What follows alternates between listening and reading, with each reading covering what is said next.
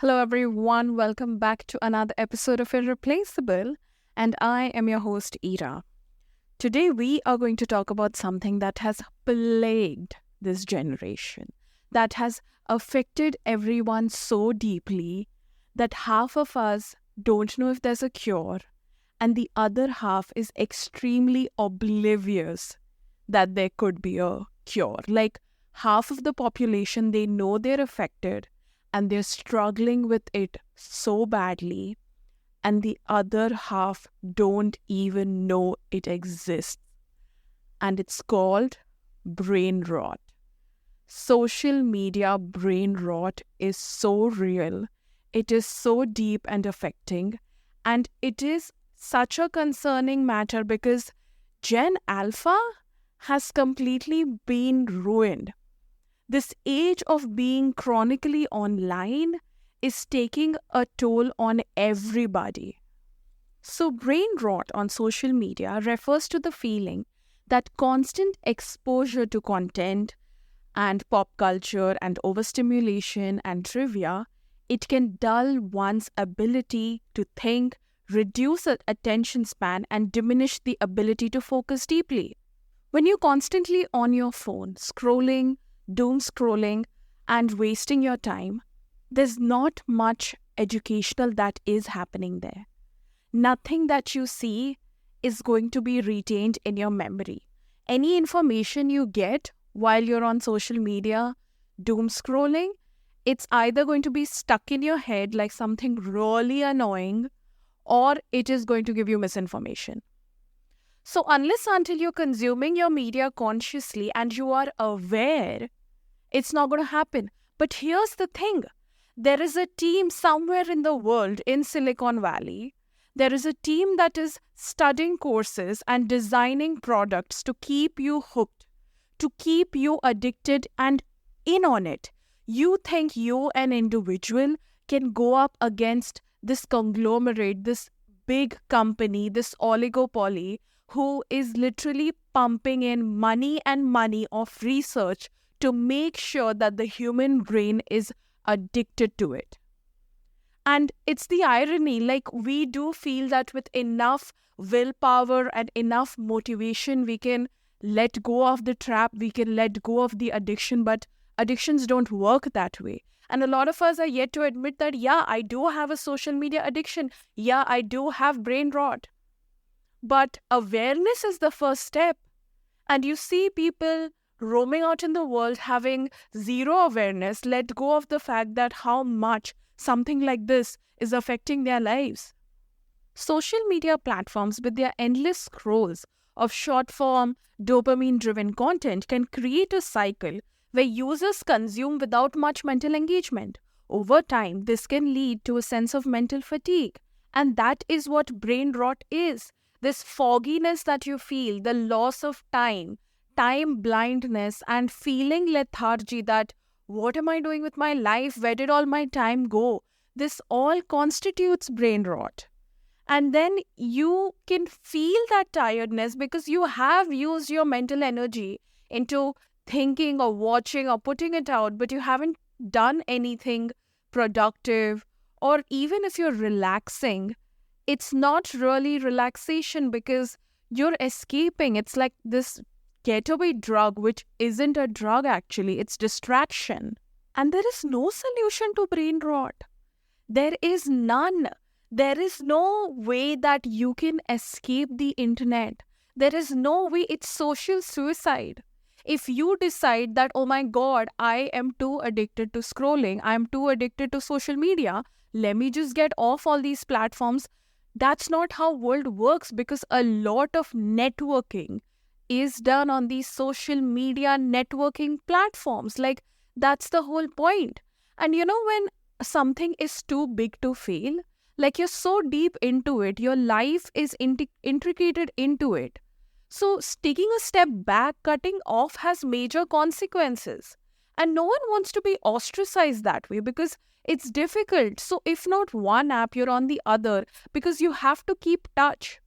And it has to be a very conscious decision that should I stay or should I leave? Because you're in this constant battle.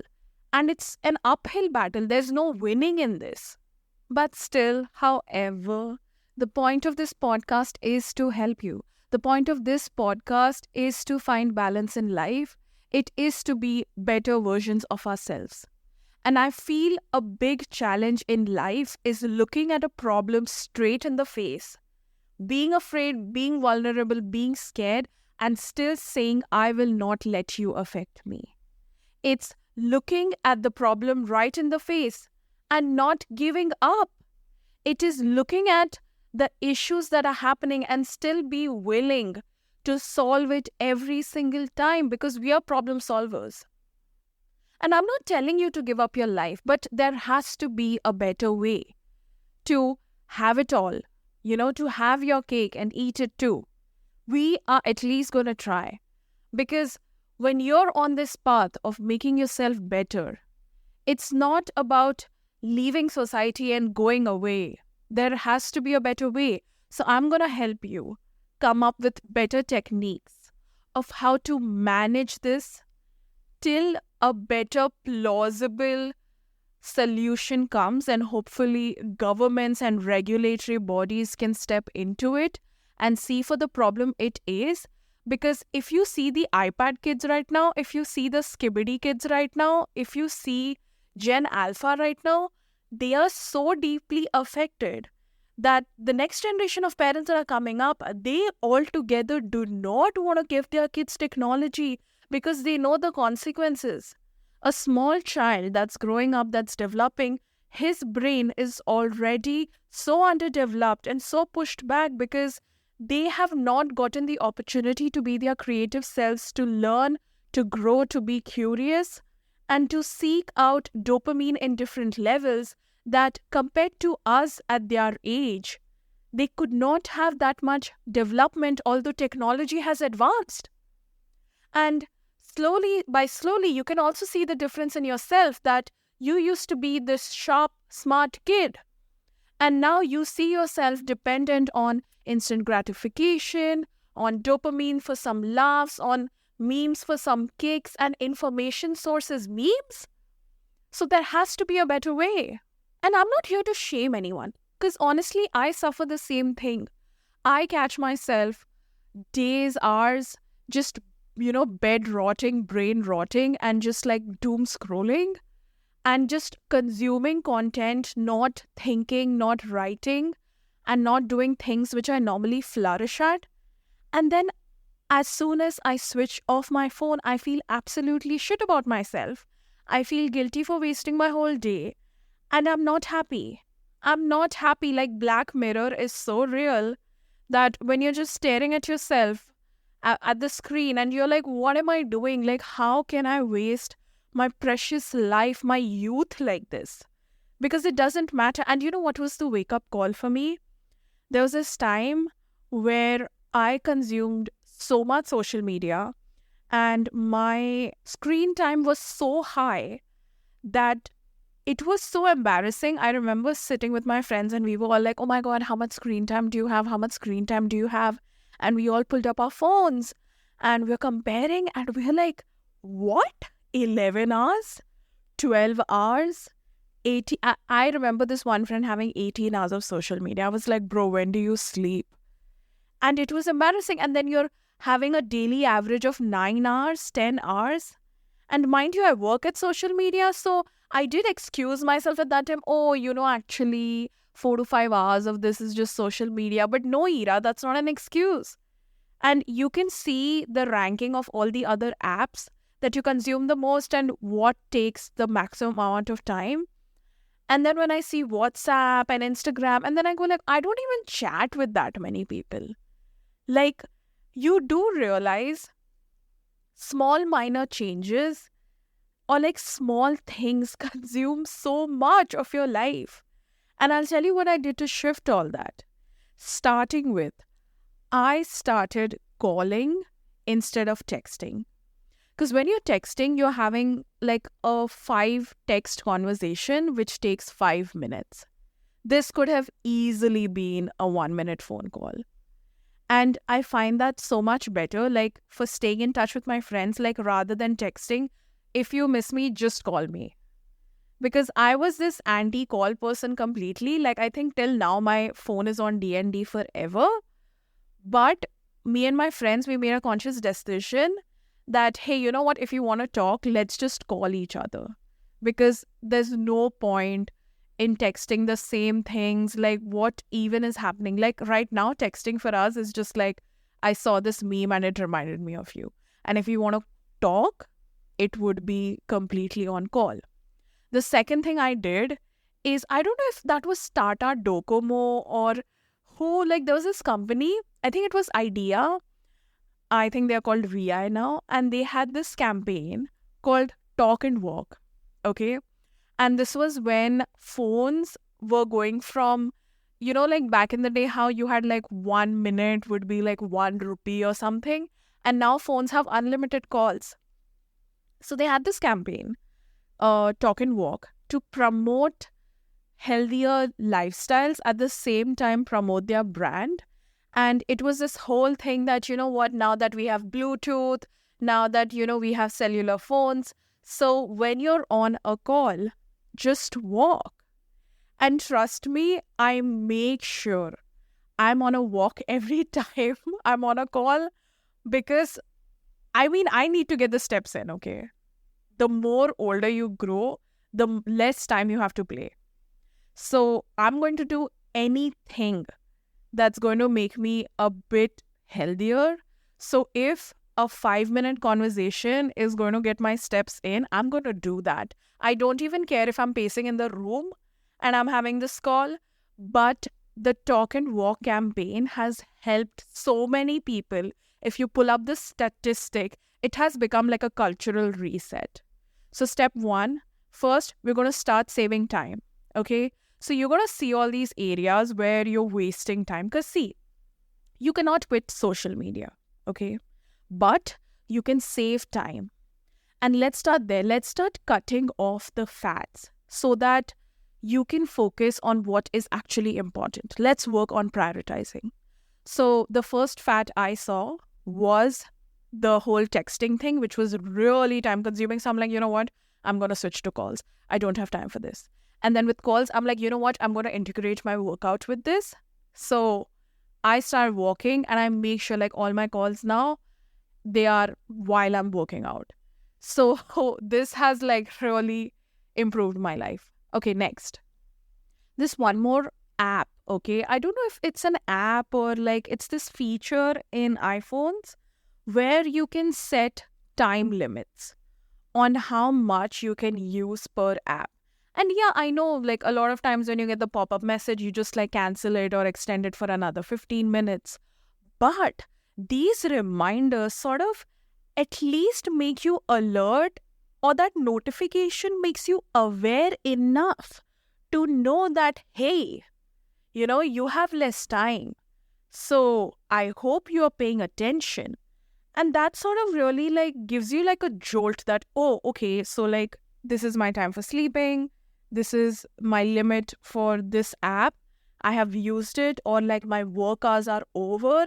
Because when you're constantly working from your home, from your laptop, from your phone, you don't really have fixed working hours. If you're not working in an office, you don't really have fixed working hours. So you are sort of in a way always at work, which is the problem with me. I am always at work. Like you will see me sending emails at like 3 a.m., 4 a.m. Like my employees get so worried for me because they'll suddenly see me sending like emails at 3 a.m., 4 a.m. and they're like, how are you like awake at that time? And then at 8 a.m. I'm doing meetings and they're like, when do you even sleep? So being at work like all the time is like such a big sign of burnout, but like that's going to be an episode for another topic. However, setting those time limiting apps have like really helped, okay? Next is curating your feed. So Instagram is my vice, okay? I'll be very honest. And they have this interesting feature which I use a lot is you can choose to view only those or only that kind of content that you follow, okay? So if the whole point of this app is for me to catch up with my friends, I just want to see posts from my friends. I am not going to click the Reels tab and doom scroll, although it's like an auto function right now and I'm working on it. But honestly, the best thing you can do is, I think there's like there's this small star button on the top of your feed where Instagram is written, and it says favorites or following. So if you click on following, it will just show the people you follow and if they've posted anything and stuff like that, your friends and all. And the other part is favorites. So I think favorites has a limit of how much you can add, like how many accounts you can add as your favorites. So if it's something important, if it's something educational, if it's something that I'm following a series or something, I'm really interested in this kind of content, I click on favorites. So that also saves me a lot of time because it gives you a notification when you reach to the end of it that you have reached to the end of your following or you have reached the end of your favorites. This is all the update. And I'm like, wow. And this really helps at night because most of us, we doom scroll just before bedtime. And you do tell yourself that, oh my God, I'm just relaxing. I'm just winding up. So it's just going to be 1 hour of doom scrolling, but you're staring at a screen. So you're staring at a screen and that 1 hour becomes 4 hours. Trust me, I know how that rabbit hole works. And then you're like, shit, like instead of 11, you're sleeping at 2, 3. And then you just feel shittier about yourself. Your sleep cycle is fucked. And it's literally like a waste of time. So when I just watch following or favorites right before going to bed, I know when it's going to end because it's going to end. And the issue with social media apps is there is no ending. Like when you try to reach to the end of the barrel, there is just more. So when you're trying to complete something, it's endless. It's endless, like it's infinity at this point. So you just keep going on and on. But with this feature, it's like these small hacks that really help you control. And the last advice I have to give is you have to kind of practice digital detox. And by that, I don't mean quit social media or go on like big breaks. Because especially if you're a creator or if you're someone who is, making content, if you're someone who has a social media job, if you're someone who has to be on touch. So this advice is for you.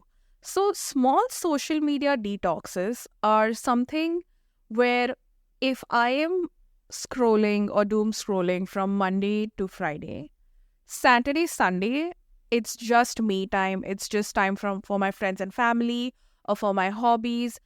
If I am out, that means I'm out. 2 days in a week, I am not going to go on social media. And oh my God, I literally felt like this addict one time. I'll tell you, during COVID, because we had nothing else to do, I was on social media the entire day. And then one day I just had enough that, you know what, I'm sick of this. Especially scrolling. I'm like, I would rather watch like a movie or a TV series or like something else that is like, okay, fine, I did something. Like I don't even remember the 20,000 reels I've watched. So I got sick of it and I'm like, you know what, this is it. I am going on a social media detox for 3 days. And literally, I put my phone down. I switched off cellular. I went airplane mode. And my body, oh my God, I was fidgeting. I was itching. It was as if like I was having a reaction, like some exorcism was happening with me. And my hand is literally like reaching for my phone. And I'm like, oh my God, what is wrong with you? I had to remove myself from that room and go stare at a wall, literally, or like touch grass to like get over. I'm like, what is happening? And it was like the first half an hour, 45 minutes was so difficult because I felt like I had nothing else to do. I felt so itchy, icky, depressed. I felt like, oh my God, like I was so jittery, as if like I need caffeine. And literally like I was so jumpy. I like took 5 rounds of the whole house. Like I was just running around like a manic dog. And then I calmed down and then it was fine. But then I had this feeling of FOMO. But then I was okay. And it completely skipped my mind. Like once I was out, I was out. I didn't give a fuck. So this helps. Like initially you're going to have this reaction and you have to really resist the urge. But trust me, this works. So make sure like you pick 2 to 3 days a week or like 1 week from a whole month. If you're going on a vacation or something, switch that phone off. Or like delete that app for a couple of hours. This really works. Like I would come back home and I know I'm going to doom scroll right now, immediately deleting my social media apps. Immediately, like hiding my phone. Oh my God, this works too. Like when I'm working and let's say I'm waiting for a file to download or I'm really waiting for an email to come back, if my phone is right next to my laptop, my hand will go there automatically. Like it is a reaction. Like this behavior is not even controlled by me anymore. And this happens with everyone. I would just hide my phone behind my laptop screen. Out of sight, out of mind. This really works. If you're like an ADHD girly like me, or even if you're like slightly, if you get distracted by things in your surrounding, like you need a quiet environment to work, you need no distractions, you get distracted easily, doing this helps. Like your phone should be out of sight and out of sound. None of that notification beeping. If someone calls you, they call you. D&D baby. So you keep that phone aside, you hide that phone, you give it to someone. Literally out of sight, out of mind works so well. So similarly with the apps, like what started happening is when I would delete the apps and I was bored, I would literally scroll my camera roll. And I'm like, oh my God, do you literally have to stare at this brick, this digital brick? So to counter that, I started doing this like from like 9 p.m. to 1 a.m. The phone is not in my possession. It's zipped up in my bag. It's locked away somewhere. I do not want to see you because I know from this hour, the demon in me just rises. Okay? So to reach this level of what works for you, what does not work for you, because these are tips, but you can only apply these tips if you are self-aware, if you know your habits enough, if you know how your brain thinks. Unless you retrospect, unless you really see yourself from another point of view, you're not going to get it. You're not going to know. So my advice is try figuring out your habits. Try understanding how your brain works, how your body works. Trust me, it'll make your life so much simpler. And work with your body. Like if your body has to do this, you make sure you kind of parent yourself. You make sure you have your best interest and you do not let something else suck your soul out. Because what is the objective even? These things are taking away your time. Hence, they're taking away your life. We all have limited time. So you have to be very wise and selective with what you use it on. And my main motive is I just want to be 100% present when I'm awake. But even if that time is taken away by some mediocre app or something that I'm never going to remember, then that'll be the greatest loss of my life. So be conscious and let's fight that brain rot together. Because I'm not going to be one of those people, trust me.